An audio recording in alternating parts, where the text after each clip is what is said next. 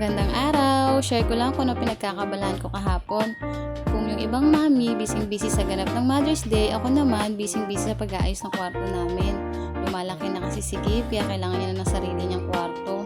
Wala akong video nang inaayos ko yung kwarto namin. Ako lang kasi mag-isa nag-aayos, kaya ang hirap. Ang bibigat pa ng mga cabinet, tapos magbibideo pa ako, lalo kung mahihirapan. Yan yung tsura ng kwarto namin bago ko siya ayusin. May sarili namang bed si Gabe, tapos may sarili rin kaming bed, nasa lapag lang kami. Kaya nga lang, lumalaki na nga siya, kailangan niya na ng sarili ng kwarto, kailangan na rin namin ng privacy namin mag-asawa. Bilang nanay, kailangan natin ibigay yung pangangailangan ng anak natin, at bilang may asawa, kailangan din natin ibigay yung pangangailangan ng asawa natin. Bukod sa pagtimpla sila ng kape, pagluto, tulungan sa mga gamit na kailangan nila, syempre may extra service din yun, at yun ang iniiwasan kong makita ni Gabe. Buti nga malaki tong kwarto namin, kaya pwede mong hatiin sa dalawa, pero syempre mas malaki yung space ni Gabe kasi mas marami yung gamit niya kaysa sa amin.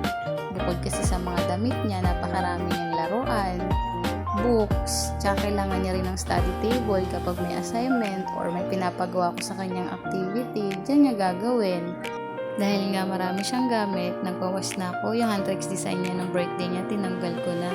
Ini-IY ko kasi yun, kaya hindi ko kagad tinapon. Pero ngayon medyo nagtagal-tagal na at nakakasikip na, tinanggal ko na. Ganito na may tsura ng kwarto namin. Maliit lang yung space, sakto lang yung isang bed, sakto lang din kaming dalawa. Mas gusto na tumambay nga dyan ng dalawang bata kasi medyo malamig. Ito naman yung sala namin na puro na aquarium. Nahilig kasi mag-alaga ngayon ng isda yung asawa ko. At dito na lang magtatapos ang aking sharing. Thank you!